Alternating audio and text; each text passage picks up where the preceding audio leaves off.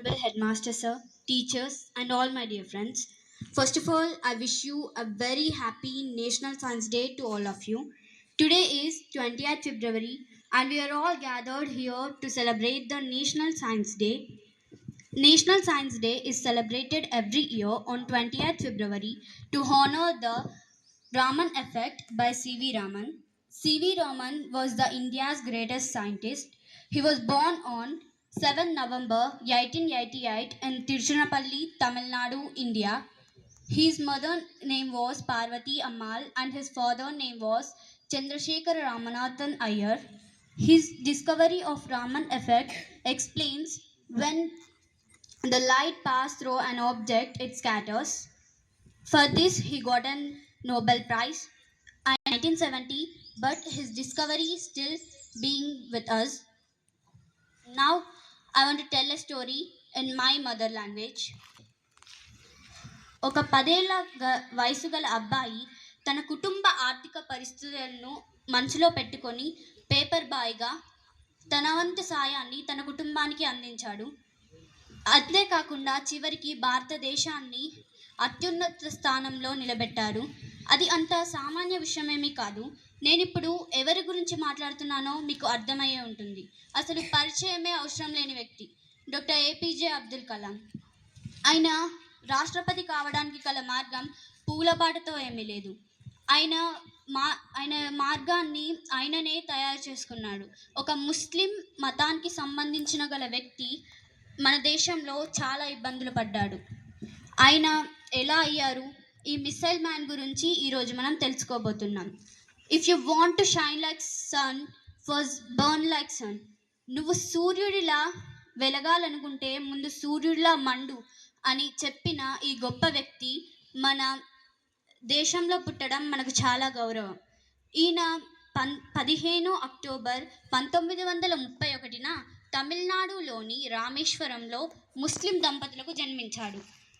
అతని తండ్రి జైనులాబ్దీన్ ఒక నావ నడుపుకునే వ్యక్తి.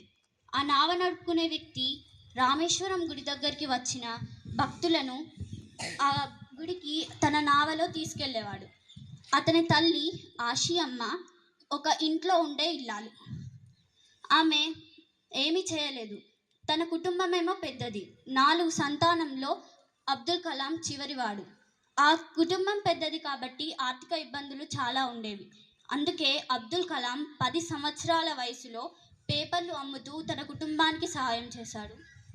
పేపర్లు అమ్మేది డబ్బుల కోసమే, కానీ అబ్దుల్ కలాం గారి ఆలోచనలు వేరే విధంగా ఉండేవి.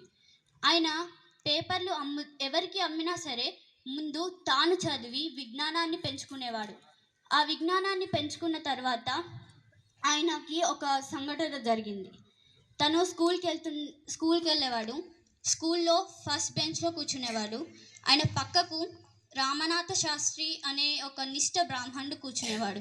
ఈయననేమో ముస్లిం, ఆయననేమో బ్రాహ్మణ్స్. అప్పుడు ఒకరోజు ఒక కొత్త టీచర్ వస్తాడు. వచ్చి ఒక బ్రాహ్మణుడి పక్కన ముస్లిం కూర్చుంటాడా అని అవమానించి వెనుక బెంచ్కి పంపిస్తాడు.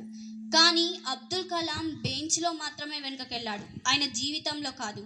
ఆయన ఆ రోజే నిర్ణయించుకుంటాడు, నేను వెనుక బెంచ్కి వెళ్తే ఏంటి, నాకు ఒక లక్ష్యం ఉంది, నేను అయితే పైలట్ ఫైటర్ అవుతా అని నిర్ణయించుకుంటాడు. దీనికి కారణం ఒక ఉపాధ్యాయుడు. ఆ ఉపాధ్యాయుడు శ్రీనివాస అయ్యర్ గారు. ఆయన ఒకరోజు పక్షులు ఎలా ఎగురుతున్నాయి, అవి వాటి తోకలను ఎలా మలుచుకుంటున్నాయో ఈ అబ్దుల్ కలాం గారికి తనతో ఉన్న విద్యార్థులందరికీ చెప్తాడు. అప్పుడు ఆ 25 నిమిషాలు అయిపోతాయి, కానీ వాళ్ళకి ఏమీ అర్థం కావట్లేదు. అందుకే ఆయన ఒక నది తీరానికి తీసుకెళ్ళి పక్షులు ఎలా ఎగురుతున్నాయి, మళ్ళీ కిందికి వచ్చి మళ్ళీ ఎలా ఎగురుతున్నాయో చూపెట్టి అర్థం చేపిస్తాడు. అప్పుడు అర్థమైన అబ్దుల్ కలాం నేను అయితే పైలట్ ఫైటరే అవుతాను అని నిర్ణయించుకుంటాడు. కానీ అది ఫలించదు. ఆయన కలలకు సాకారం చేసుకోవడానికి ఆయన మద్రాస్లోని మద్రాస్ యూనివర్సిటీ ఆఫ్ టెక్నాలజీలో ఎయిర్ స్పేస్ ఇంజనీరింగ్లో ప్రవేశిస్తాడు. అయితే తనకు స్కాలర్షిప్ వస్తుంది. ఆ స్కాలర్షిప్ తోటే మొదటి సంవత్సరం చదువుకుంటాడు. 2వ సంవత్సరంలో ఒక మైనర్ ప్రాజెక్ట్గా ప్లేన్ తయారు చేయమని ఇస్తారు. అయితే తన తెలివితో ఒక కొత్త ప్లేన్ని తయారు చేసి ప్రొఫెసర్కి ఇస్తాడు. కానీ ప్రొఫెసర్కి ఆ నచ్చదు. ఆ నచ్చలేకపోవడానికి ఆయన అసలు నాకు ఇదేం నచ్చలేదు, నువ్వు అసలు ఏం దించావు, మళ్ళీ ఒకటి తయారు చెయ్యు అని అంటాడు. అప్పుడు అబ్దుల్ కలాం, నాకు ఒక నెల టైం కావాలి, ఏ ప్లేన్ డిజైన్ తయారు చేయాలన్నా నెల సమయం పడుతుంది అని అంటాడు. కానీ ఆ ప్రొఫెసర్ అస్సలు ఒప్పుకోడు. ఆ ఒప్పుకోకపోగా 3 రోజుల్లో చేస్తే చెయ్యు, లేదంటే స్కాలర్షిప్ క్యాన్సిల్ అవుతుంది అని కఠినంగా చెప్తాడు. ఇక ఏమీ చేసేది లేక తిండి తిప్పలు అన్నీ మానేసి 3 రోజుల్లో ప్రాజెక్ట్ని కంప్లీట్ చేసి చూపిస్తాడు. అప్పుడు ఆ ప్రొఫెసర్ మెచ్చుకుంటాడు. ఇంత నెలలో అయ్యేదాన్ని 3 రోజుల్లో ఎలా చేసావని చాలా మెచ్చుకుంటాడు. అప్పుడు అబ్దుల్ కలాం గారికి తెలుస్తుంది, మనం శ్రద్ధ పెట్టి చేస్తే అసాధ్యాన్ని కూడా సాధ్యం చేసుకోవచ్చని. తర్వాత ఆయనకు ఇంకొక అవకాశంగా ఇంటర్వ్యూ రూపంలో వస్తుంది. ఆయన ఇంజనీరింగ్ అయిపోయాక డెహ్రాడూన్లో ఎయిర్ ఫోర్స్ అకాడమీలో ఇంటర్వ్యూకి వెళ్తే అక్కడ 25 మంది వస్తారు. ఆ 25 మందిలో 8 మంది మాత్రమే సెలెక్ట్ అవుతున్నారు. ఆ 8 మందిలో మన అబ్దుల్ కలాం గారి స్థానం 9. కావలసిన వారికంటే ఒక్కటే తక్కువ. ఏం చేస్తాం, మన అబ్దుల్ కలాం గారికి అంత తొందరగా ఏది రాదు. ఆయన చాలా బాధపడతాడు. అప్పుడు ఏం రాసుకుంటాడంటే, my journey my journey transforms dreams into action అని ఒక పుస్తకం రాస్తాడు. ఆ పుస్తకంలో రాస్తాడు, మన అన్సక్సెస్ మనకు చాలా నేర్పుతుంది. మన చుట్టూ ఉన్న వనరులు అప్పుడు మనకు కనిపించవు. మనం ఎప్పుడైతే మన అన్సక్సెస్ మన చుట్టుముడుతుందో మన చుట్టూ ఉన్న వనరులను ఉపయోగించుకోవాలన్న ఆలోచన మనకు వస్తుంది అని ఆ బుక్లో వివరించి రాశారు. అయితే అబ్దుల్ కలాం గారు ఎప్పుడు అంటారు, the best brains of the nation will may be found at the last benches of the class room.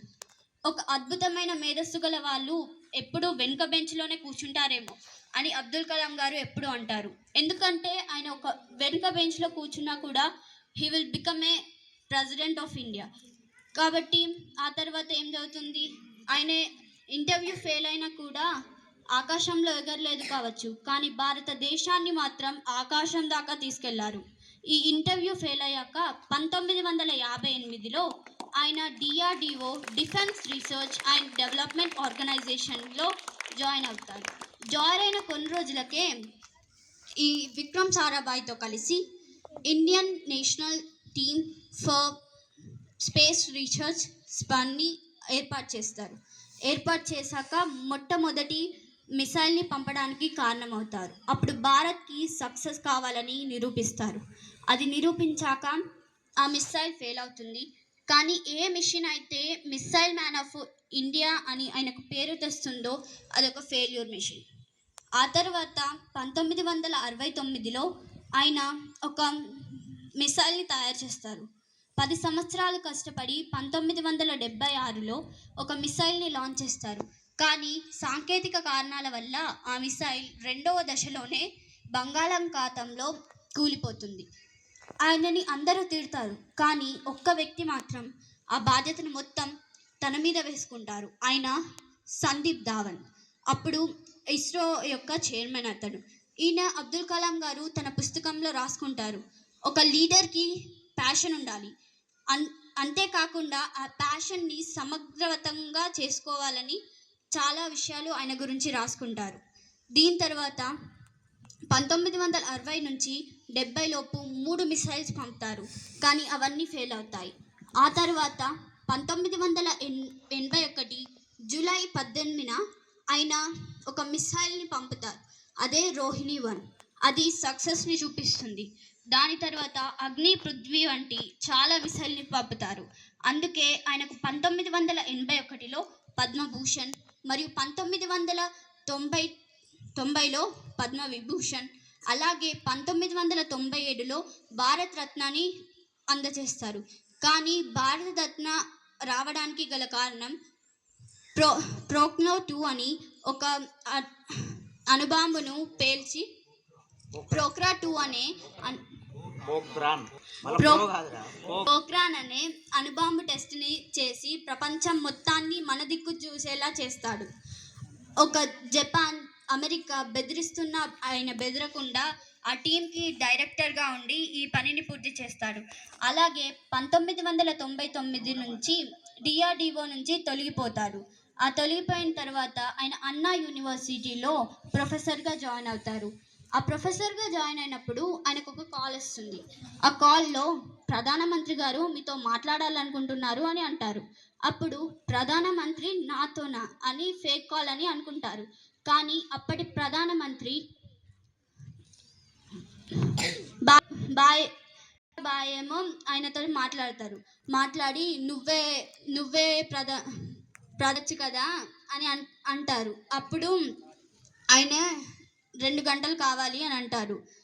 ఎందుకు 2 గంటలు తీసుకున్నావు అని ప్రధానమంత్రి గారు అడిగితే ఇలా అంటాడు, నాకు ఒక కళ ఉంది.